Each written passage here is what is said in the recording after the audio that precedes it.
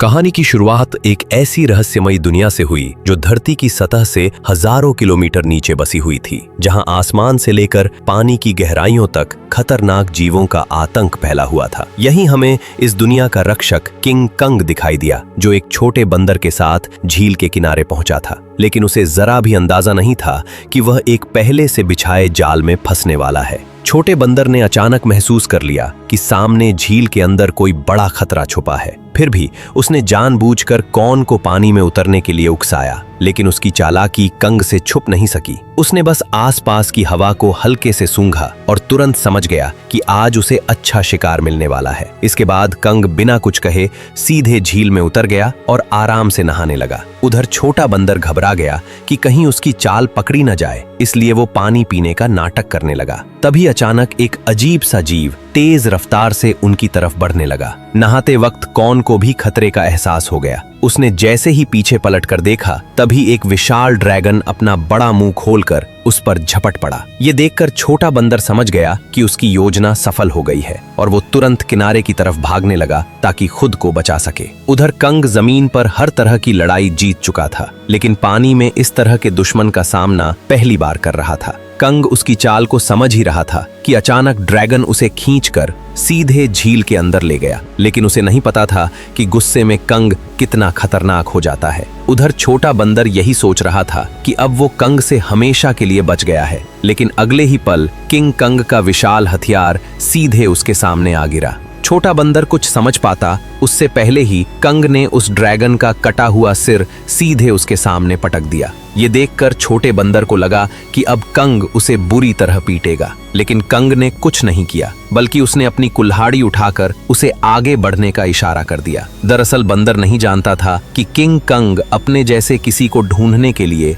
हजारों सालों से इस दुनिया में अकेला भटक रहा था। वो हर दिन भूखा रहता था और अक्सर यहाँ के खतरनाक भेड़िए उसे दौड़ा दौड़ा कर परेशान करते रहते थे। जब सैकड़ों भेड़िए उसके पीछे पड़ जाते, तब वो छलांग की मदद से किसी तरह बच निकलता। लेकिन इस बार भेड़ियों के झुंड ने उसका पीछा नहीं छोड़ा। वे लगातार उसे घेरने की कोशिश करते रहे। आखिरकार जब उसके सामने गहरी खाई आ गई और भागने का कोई रास्ता नहीं बचा, तब वो मजबूर होकर पलटा और लड़ने के लिए तैयार हो गया। भेड़िए सोच रहे थे कि इस बार शिकार आसान होगा, लेकिन उन्हें अंदाजा नहीं था कि किंग कॉन्ग पहले से ही जाल बिछाकर बैठा था। जैसे ही एक भेड़िए ने छलांग लगाई, तभी अचानक कॉर्न का जाल एक्टिव हो गया और भेड़िया तुरंत ट्रैप में फंस गया। गड्ढे में गिरते ही लकड़ी के नुकीले भाले भेड़िए के आर पार निकल गए। सही मौका देखते ही कंग ने तुरंत पेड़ का भारी तना उठाकर गड्ढे में फेंक दिया। जैसे ही जाल एक एक करके एक्टिव हुए, पहाड़ से बड़े बड़े पत्थर लुढ़कते हुए नीचे गिरने लगे और भागने की कोशिश कर रहे भेड़िए वहीं फंस गए। लेकिन धुआं छटते ही कुछ जिंदा बचे भेड़िए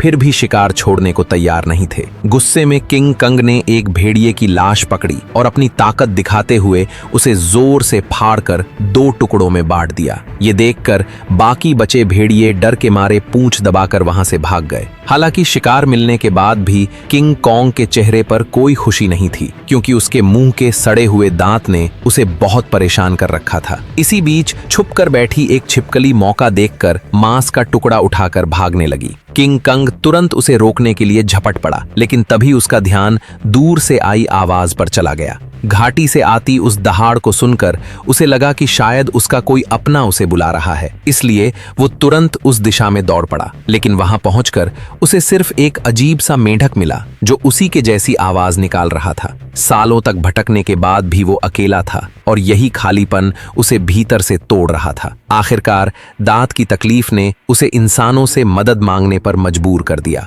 वो ना चाहते हुए भी इंसानी दुनिया में दाखिल हो गया। वहां पहुंचते ही किंग कंग पहाड़ी पर गिर पड़ा और मदद का इंतजार करने लगा। तभी किस्मत से वैज्ञानिकों की नजर उस पर पड़ गई, लेकिन घबराहट में इंसानों ने सुरक्षा के लिए उसे भारी मात्रा में एनेस्थीसिया दे दिया, जिससे वो वहीं बेहोश हो गया। इसके बाद उन्होंने शहर के सबसे मशहूर डेंटिस्ट को बुलाया। डेंटिस्ट ने बिना एक पल गवाए उस सड़े हुए दांत को उखाड़ने के लिए मजबूत स्टील के तार को कसकर बांध दिया। इतने में ही कंग ने मुंह से सड़ी हुई बदबू छोड़ दी। सारी तैयारी पूरी होने के बाद जैसे ही स्पेसक्राफ्ट ने अचानक ऊपर उड़ान भरी, तभी एक झटके के साथ किंग कंग का विशाल दांत बाहर निकल आया। जब किंग कंग होश में आया तो उसने देखा कि उसका पुराना दांत अब एक मजबूत टाइटेनियम के दांत में बदल दिया गया है। इस नए दांत के साथ उसके अंदर जबरदस्त ताकत आ गई, जिससे उसे लगा कि अब वो किसी को भी हरा सकता है। लेकिन तभी लैब में अचानक किंग कंग की दुनिया से एक इमरजेंसी सिग्नल आया, जिसने सबको चौंका दिया। इस सिग्नल की सच्चाई जानने के लिए वैज्ञानिकों ने तुरंत एक रेस्क्यू टीम तैयार की और मिशन शुरू किया। उन्होंने किंग कंग के साथ उस पोर्टल में छलांग लगा दी जो सीधे कंग की दुनिया में जाता था। जैसे ही वे आगे बढ़े, उनका स्पेसक्राफ्ट तेज रफ्तार से नीचे की ओर खींचने लगा और कुछ ही पलों में वे उस रहस्यमयी दुनिया में दाखिल हो गए। घर पहुंचते ही कंग ने देखा कि उसका खाना चोरी हो चुका है। उसने तुरंत अपनी कुल्हाड़ी उठाई और सीधे चट्टान के ऊपर पहुंच गया। वहां उसने देखा कि गहरी दरार के अंदर से हल्की नीली रोशनी निकल रही थी, जिसने उसका ध्यान खींच लिया। सच जानने के लिए उसने बिना सोचे सीधे उस गहराई में छलांग लगा दी। गुप्त अंधेरे में पहुंचते ही उसकी कुल्हाड़ी अपने आप चमकने लगी। रोशनी पड़ते ही उसे दिखा कि चारों तरफ अजीब चमकदार पत्थर फैले हुए हैं जो इस रोशनी पर रिएक्ट कर रहे थे। तभी अचानक दूर से भयानक दहाड़ की आवाज गूंज उठी। वो उस आवाज का पीछा करते हुए झरने के पार पहुंचा, जहां उसे एक नई छिपी हुई दुनिया दिखाई दी। धीरे धीरे आगे बढ़ते हुए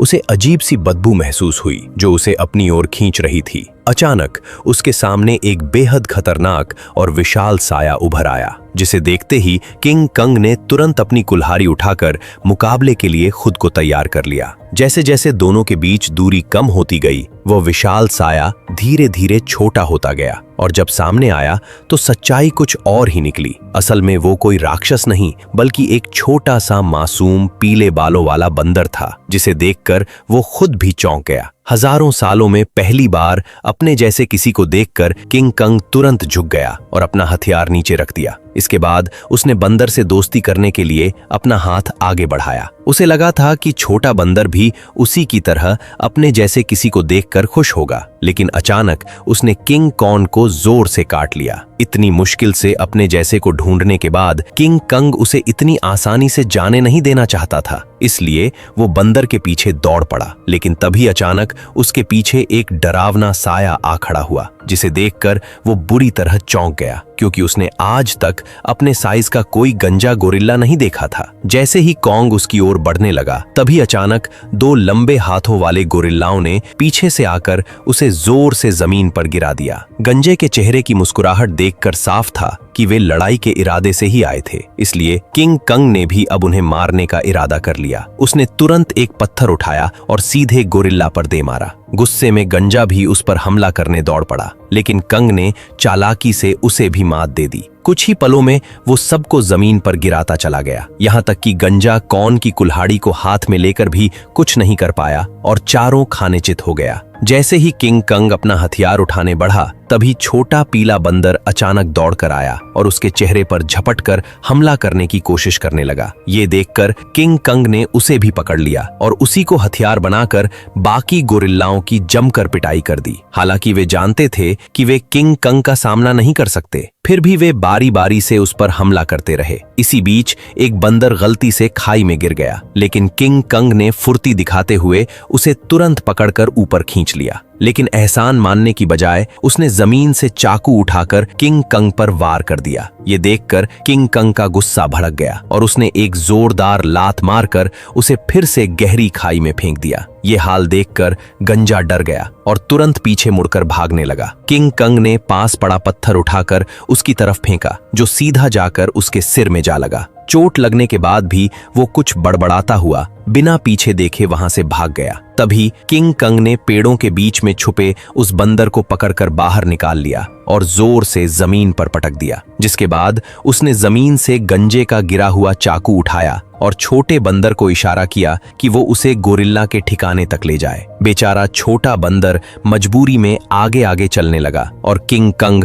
उसके पीछे पीछे बढ़ता गया। जैसे जैसे वे अंदर की ओर बढ़ते गए, वैसे वैसे उन्हें वहां कई सारे खतरनाक जानवर दिखाई देने लगे। लेकिन इस शांत दिखने वाली जगह के अंदर हर कदम पर खतरा छुपा हुआ था। छोटा बंदर बचने के लिए चालाकी से उसे उस इलाके में ले गया जहां विशाल ड्रैगन रहता था। लेकिन उसे क्या पता था कि किंग कंग के सामने उसकी ये चाल ज्यादा देर टिकने वाली नहीं थी। अचानक एक विशाल ड्रैगन उसके सामने आ खड़ा हुआ, लेकिन कंग ने डरने की बजाय कुछ ही मिनटों में उसका काम तमाम कर दिया और फिर आराम से बैठकर उसे खाने लगा। ये देखकर छोटा बंदर भी उसके पास आना चाहता था, लेकिन डर के कारण हिम्मत नहीं जुटा पाया। किंग कंग ने उसकी हालत देखकर खुद ही मांस का टुकड़ा तोड़कर उसकी तरफ बढ़ा दिया। फिर भी छोटा बंदर उस पर भरोसा नहीं कर पा रहा था। ये देखकर किंग कंग गुस्सा हो गया और उसने मांस जमीन पर फेंक दिया, जैसे कह रहा हो, खाना हो तो खा वरना भाड़ में जा। भूख से बेहाल बंदर तुरंत मांस खाने लगा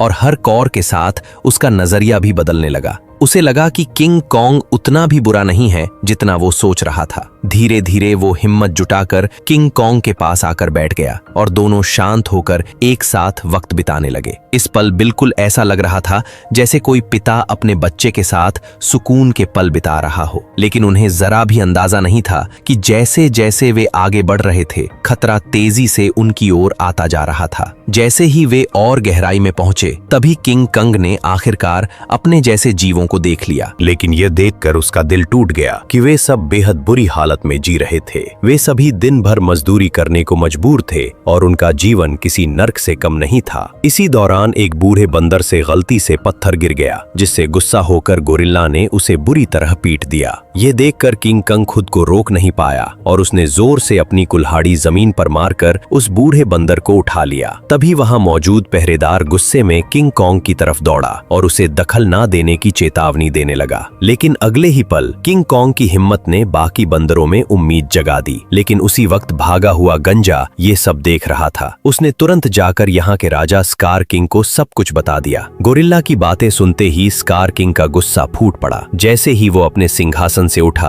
रास्ते में आने वाले सभी बंदर उसके सामने झुकते चले गए। लेकिन किंग कंग बिना डरे वहीं खड़ा रहा। स्कार किंग ने ध्यान से उसे देखा और कॉन के मुंह में लगे स्टील के दांत को देखकर वो हंस पड़ा। लेकिन अगले ही पल उसने अपना गुस्सा निकालने के लिए एक बंदर को लात मारकर धकते लावा में फेंक दिया। ये देखकर किंग कंग का गुस्सा अपने चरम पर पहुंच गया। अपनी ताकत दिखाने के लिए स्कार किंग ने अपने कंधे से हथियार निकाला और किंग कॉन्ग को सबक सिखाने के लिए खुद को तैयार कर लिया। किंग कंग ने भी तुरंत अपनी कुल्हाड़ी उठा ली और दोनों के बीच भयंकर लड़ाई शुरू हो गई। लंबे हथियार का फायदा उठाते हुए उसने अचानक हमला कर दिया और किंग कंग एक पल के लिए भी संभल नहीं पाया। स्कार किंग ने हथियार पर लगे क्रिस्टल की मदद से कंग पर कई सारे वार कर दिए। गुस्से में आकर कंग उस पर टूट पड़ा। ताकत के मामले में वो किंग कंग के सामने टिक नहीं सकता था, इसलिए वो कंग से दूरी बनाकर लगातार वार करने लगा और किंग कंग धीरे धीरे पीछे हटने पर मजबूर हो गया। इसी बीच किंग कंग की कुल्हाड़ी भी उसके हाथ से छूटकर जमीन पर गिर गई। मौका पाकर उसने अपने हथियार से किंग कंग का गला जकड़ लिया और उसे काबू में करने की कोशिश करने लगा। स्कार किंग को लगा कि अब उसने लड़ाई जीत ली है, लेकिन किंग कंग ने पूरी ताकत लगाकर उसे उठाया और जोर से जमीन पर पटक दिया। किंग कंग ने कुछ ही देर में उसे चित कर दिया। तभी स्कार किंग ने तय किया कि वो उसे उसकी असली ताकत दिखाकर ही मानेगा। जैसे ही उसके हथियार में लगा पत्थर चमकने लगा, तभी अचानक गोरिल्लाओं ने पत्थर गिराकर लावा का रास्ता रोक दिया। ठीक उसी पल गुफा में छिपे खौफनाक राक्षस की आंखें दिखाई देने लगी। तपती जमीन अचानक बर्फ बन गई और बाहर निकला वही विशाल जीव टाइटन शीमो, जिसने कभी पूरी दुनिया को बर्फ में जकड़ लिया था। स्कार किंग ने तुरंत उसे कंग पर हमले का हुक्म दिया, लेकिन शीमो इस हुक्म से खुश नहीं दिख रहा था। जैसे ही उस पर दबाव बढ़ाया गया, वो दर्द से तड़प उठा और मजबूरी में उसने हमला कर दिया। किंग कंग ने फुर्ती दिखाते हुए तुरंत छलांग लगाई और पहले वार से खुद को बचा लिया। इसके बाद उसने अपनी कुल्हाड़ी सामने रखकर खुद को संभालने की कोशिश की, लेकिन शीमो की ताकत के सामने उसकी सारी कोशिशें कमजोर पड़ने लगी। देखते ही देखते उसका हाथ जमने लगा और बर्फ में बदलता चला गया। इस अचानक हुए हमले से उसका दाहिना हाथ बुरी तरह घायल हो गया और वो कमजोर पड़ने लगा। मौका देखकर स्कार किंग ने तुरंत उसे खत्म करने का आदेश दे दिया। जैसे ही अगला हमला होने वाला था, तभी पीछे से छोटा बंदर सुरंग की ओर इशारा कर उसे तुरंत भागने को कहने लगा। उसी समय शीमो ने मजबूरी में फिर से हमला कर दिया। ये देखकर किंग कंग तुरंत मुड़ा और तेजी से सुरंग के अंदर घुस गया, लेकिन अभी भी उसके पीछे सैकड़ों खतरनाक बंदर लगे हुए थे। अच्छी बात ये थी कि सालों से यहाँ रहने के कारण कॉन्ग ने जंगल में कई जाल बिछा रखे थे, लेकिन उन बंदरों की गिनती इतनी ज्यादा थी कि घायल कंग को उन्होंने जल्दी ही एक बंद रास्ते में घेर लिया। अब उसके पास सिर्फ यही आखिरी जाल बचा था जिस पर वो भरोसा कर सकता था। लेकिन जो बंदर रास्ते भर जाल में फंसते आए थे, इस बार अचानक सतर्क हो गए। उन्होंने तुरंत जमीन पर पड़ी उस बेल को देख लिया जो जाल को एक्टिव करने के लिए थी। जब कंग ने देखा कि उसका प्लान फेल हो चुका है, तब उसे लगा कि अब उसका अंत करीब है। ठीक उसी पल पहाड़ी के ऊपर लगा जाल अचानक एक्टिव हो गया और सैकड़ों टन भारी पत्थर सीधे उन पर गिर पड़े, जिससे वहां मौजूद सारे बंदर उन पत्थरों के नीचे दब गए। तभी कॉन्ग ने देखा कि जाल को एक्टिव करने वाला कोई और नहीं बल्कि वही बंदर था। अब कंग बुरी तरह घायल था और लड़ने की हालत में नहीं था, इसलिए वो छोटे बंदर के सहारे इंसानों के पास लौटने लगा। लेकिन उसे अंदाजा नहीं था कि अभी भी एक बंदर जिंदा बच गया है। उधर कंग के साथ आए वैज्ञानिकों ने देखा कि उनका बेस पूरी तरह तबाह हो चुका है। तभी उनकी नजर चट्टान के ऊपर बने एक विशाल हाथ के निशान पर पड़ी, जिससे उन्होंने अंदाजा लगाया कि इस दुनिया में कॉन्ग जैसे और भी विशाल जीव मौजूद है। जल्द ही वे जंगल की गहराई में पहुंच गए, जहां उन्हें एक छुपा हुआ यंत्र दिखाई दिया। जैसे ही लड़की ने उसे दबाया, उसी पल कई जगहों से पानी बहकर नीचे आने लगा। वो पानी मिलकर एक तेज धारा बन गई और जंगल के अंदर की ओर बहने लगी। वैज्ञानिक उसका पीछा करते करते एक रहस्यमयी जादुई दीवार के सामने पहुंच गए, जिसने जंगल के अंदर एक अदृश्य जगह को छुपा रखा था। जैसे ही उन्होंने उस दीवार को छुआ, तभी उसमें नीली चमक दौड़ पड़ी। ये देखकर उन्होंने तुरंत दीवार के अंदर एक छेद कर दिया और तभी उनके सामने एक ऐसा नजारा आया जिसे देखकर उनकी आंखें खुली की खुली रह गईं। दीवार के पीछे एक ऐसी सुंदर और रहस्यमयी दुनिया मौजूद थी जिसे आज तक न किसी ने देखा था और न ही उसके बारे में सुना था। जैसे ही वैज्ञानिकों ने इस दुनिया में कदम रखा, तभी अचानक उन्हें उस दुनिया के जनजातीय लोगों ने घेर लिया। ये लोग इंसानों जैसे दिखते थे, लेकिन उनकी वेशभूषा किसी नॉर्मल इंसान से बिल्कुल अलग थी। वे लोग वैज्ञानिकों को नुकसान पहुंचाए बिना सीधे अपने कबीले के पास ले गए। वहां पहुंचकर उन्हें पता चला कि ये लोग हजारों सालों से धरती के नीचे रह रहे हैं और उस पोर्टल की रक्षा कर रहे हैं जो ऊपर की दुनिया से सीधे जुड़ा हुआ है। स्कार किंग सालों से इसी जगह की खोज में लगा था ताकि वो इस पोर्टल की मदद से इंसानी दुनिया पर कब्जा कर सके। ठीक उसी समय इंसानों की गंध को सूंघते हुए किंग कंग वैज्ञानिकों तक पहुंच गया, लेकिन अदृश्य दीवार की वजह से वो भीतर की दुनिया को देख नहीं सका। इसलिए कबीले के लोगों ने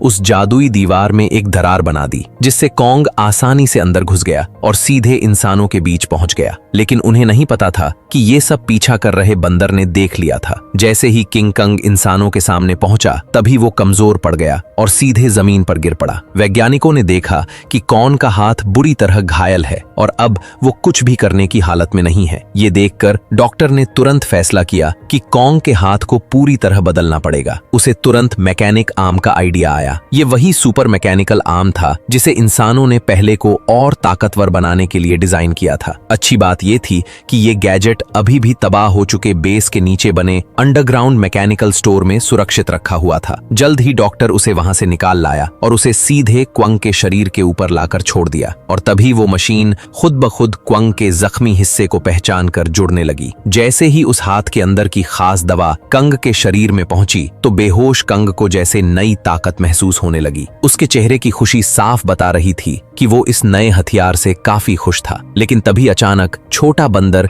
जंगल के अंदर से भागता हुआ वहां आ पहुंचा। उसने कंग को बताया कि स्कार किंग पोर्टल की जगह का पता लगा चुका है और वो शीमो के साथ मिलकर कबीले पर हमला करने वाला है। अकेला कॉन्ग स्कार किंग और शीमो का सामना नहीं कर सकता था, इसलिए उसके पास सिर्फ एक ही रास्ता बचा था, इंसानों की दुनिया में जाकर कई सालों से सो रहे गॉडजिला को जगा देना। लेकिन उसे बिल्कुल अंदाजा नहीं था कि जिसे वह अपनी मदद के लिए बुलाने जा रहा है, वही गॉडजिला उसके लिए सबसे बड़ा खतरा साबित होने वाला है। अचानक पिरामिड के आसपास की जमीन तेजी से हिलने लगी और नीचे से एक मैकेनिकल हाथ बाहर निकल आया। यही वो जगह थी जो धरती तक पहुंचने का पोर्टल खोलती थी। जल्द ही कंग पोर्टल से बाहर निकल आया। कंग की आहट महसूस होते ही गॉडजिला अचानक नींद से जाग गया और बिना एक पल गवाए सीधे उसकी तरफ बढ़ने लगा। जैसे ही वह कंग के सामने पहुंचा, तब गॉडजिला को लगा कि कंग उसे चुनौती देने आया है, इसलिए वो बिना एक पल गवाए पूरी रफ्तार से उस पर टूट पड़ा। उसकी आंखों में भरा गुस्सा साफ बता रहा था कि वह कंग को जिंदा छोड़ने वाला नहीं है। तेजी से अपनी ओर बढ़ते गॉडजिला को देखकर कॉन्ग ने हाथ उठाकर उसे समझाने की कोशिश की, पर गॉडजिला अब किसी भी बात को सुनने वाला नहीं था। उसने सीधे टक्कर मारकर कंग को सैकड़ों मीटर दूर फेंक दिया। गॉडजिला को रुकता ना देखकर कंग ने पीछे से हमला किया ताकि किसी तरह उसे शांत कर सके, लेकिन रेत आंखों में जाते ही गॉडजिला और भड़क गया। उसने पलटकर कॉन्ग के हाथ को अपने जबड़ों में जकड़ लिया और जोर से उसे जमीन पर पटक दिया, जिससे कंग पूरी तरह चकरा गया। कंग संभल भी नहीं पाया था कि गॉडजिला फिर से उस पर टूट पड़ा। जब बातों से कुछ नहीं हुआ तो कंग ने भी जोरदार पलटवार शुरू कर दिया। हालांकि गॉडजिला अपने सबसे ताकतवर रूप में था, लेकिन मैकेनिकल आर्म की ताकत के साथ अब कंग भी किसी से कम नहीं था। लेकिन जब कंग ने देखा कि वह गॉडजिला को हरा नहीं पाएगा, तब उसने बिना एक पल गवाए उसे पकड़कर जबरदस्ती पोर्टल की ओर खींचना शुरू कर दिया। उधर कबीले के लोगों ने स्कार किंग को रोकने के लिए एक खास रेड लिक्विड पानी में मिला दिया। जैसे ही लिक्विड पानी में घुला, एक जादुई बदलाव शुरू हो गया। उसे एक ऐसा सिस्टम एक्टिव हुआ जो दो विशाल पिरामिड को आपस में जोड़ने लगा, और जैसे ही ये पिरामिड जुड़ते, ग्रेविटी कुछ समय के लिए खत्म हो जाती, जिससे सब हवा में उड़ने लगते और स्कार किंग के लिए पोर्टल तक पहुंचना लगभग नामुमकिन हो जाता। लेकिन पिरामिड पूरी तरह जुड़ पाते उससे पहले ही स्कार किंग वहां पहुंच गया। आते ही उसने उस एंटी ग्रेविटी सिस्टम को पहचान लिया। उसने तुरंत शीमो को आदेश दिया कि वो बर्फ से पिरामिड के बीच का रास्ता बंद कर दे। तभी अचानक पोर्टल से एक तेज रोशनी निकली और जमीन पर आ गिरी। अगले ही पल गॉडजिला और कंग मलबे को चीरते हुए बाहर निकल आए। जैसे ही गॉडजिला की नजर शीमो और स्कार किंग पर पड़ी, तभी उसे सब समझ आ गया कि कंग उसे यहाँ क्यों लाया है। इसलिए बिना एक सेकंड गवाए वो कंग के साथ मिलकर उन पर टूट पड़ा। उधर स्कार किंग भी शीमो के साथ उनकी तरफ बढ़ने लगा। दोनों तरफ कोई भी कमजोर नहीं था। जैसे ही चारों भिड़े, उसी पल बर्फ टूट गई और पिरामिड आपस में टकरा गए। उस टक्कर से निकली लहर ने पूरी जगह की ग्रेविटी खत्म कर दी। हर कोई हवा में तैरने लगा, लेकिन इसके बावजूद गॉडजिला बिना ग्रेविटी के भी तेजी से बचते हुए सीधे शीमो की तरफ बढ़ने लगा। वहीं चालाक स्कार किंग ने कॉन्ग की कुल्हाड़ी उठाकर उसी पर हमला कर दिया, पर कॉन्ग में अपने मैकेनिकल आर्म से हर वार को रोक दिया। कुछ ही पलों में हालात पलट गए और कॉन्ग स्कार किंग पर भारी पड़ने लगा, लेकिन दुश्मन ज्यादा होने की वजह से उस पर पीछे से हमले होने लगे। ये देखकर छोटा बंदर पत्थर उठाकर कॉन्ग की मदद करने लगा। तभी मौका पाकर शीमो ने गॉडजिला पर हमला किया और कुछ ही पलों में उसे पूरी तरह बर्फ में जमा दिया। लेकिन गॉडजिला भी उससे कम नहीं था। उसने एक ही झटके में बर्फ तोड़ दी। उसी समय एंटी ग्रेविटी सिस्टम बंद हो गया और दोबारा ग्रेविटी लौट आई। मौका मिलते ही स्कार किंग कॉन्ग की पकड़ से निकलकर सीधे पोर्टल में कूद पड़ा। उसे रोकने के लिए गॉडजिला और कॉन्ग भी उसके पीछे कूद पड़े, लेकिन इस अफरा तफरी में कॉन्ग की कुल्हाड़ी वहीं छूट गई। दूसरी तरफ इंसानों को अंदाजा भी नहीं था कि कितना बड़ा खतरा आने वाला है। अचानक समुद्र की लहरें जमकर बर्फ के पहाड़ में बदल गईं। अगले ही पल स्कार किंग शीमो के साथ धरती पर पहुंच गया। खुले आसमान की रोशनी पाकर उसने नीचे मौजूद इंसानों को देखकर जोरदार दहाड़ लगा दी। अब उसे लगा कि पूरी दुनिया पर राज करने का समय आ गया है। उसने शीमो को आदेश दिया कि वो आसमान को जमा दे। शीमो ऐसा नहीं करना चाहता था, फिर भी मजबूरी में उसने हर तरफ बर्फ बरसानी शुरू कर दी। देखते ही देखते इमारतें भी इस तबाही में जमकर टूटने लगी। जब स्कार किंग को लगा कि अब उसे कोई नहीं रोक सकता, तभी कंग ने एक जोरदार मुक्का मारकर उसका 3 टन का दांत जमीन पर गिरा दिया। गुस्से में स्कार किंग ने कंग पर हमला करने का आदेश दिया, लेकिन उसी समय गॉडजिला वहां पहुंच गया और उसने शीमो को रोक लिया। अब बिना शीमो की मदद के स्कार किंग ज्यादा देर टिक नहीं सकता था, इसलिए उसने एक विशाल इमारत उठाकर कॉन्ग की तरफ फेंक दी। लेकिन उसे कंग को कोई खास नुकसान नहीं हुआ। तभी अचानक शीमो पीछे से आकर कंग के मैकेनिकल आर्म पर झपट पड़ा। शीमो ने फिर से कॉन्ग का हाथ जमाना शुरू कर दिया। ये देखकर स्कार किंग को लगा कि अब उसकी जीत पक्की है, लेकिन उसने पीछे खड़े गुस्से से भरे गॉडजिला को नजरअंदाज कर दिया। गॉडजिला ने तुरंत अपनी पूरी ताकत जगाई और उसका शरीर बैंगनी रोशनी से चमक उठा। अगले ही पल उसने सीधे स्कार किंग पर जोरदार हमला कर दिया, लेकिन स्कार किंग घबराकर किसी तरह बच निकला। उसने अपने हथियार से पलटवार करने की कोशिश की, लेकिन गॉडजिला ने उसे पकड़ लिया और एक ही झटके में 2 हिस्सों में तोड़कर अलग कर दिया, जिससे शीमो को कंट्रोल करने वाला क्रिस्टल नीचे गिर पड़ा। स्कार किंग उसे उठाने के लिए झपटा, लेकिन गॉडजिला ने उसे कोई मौका नहीं दिया।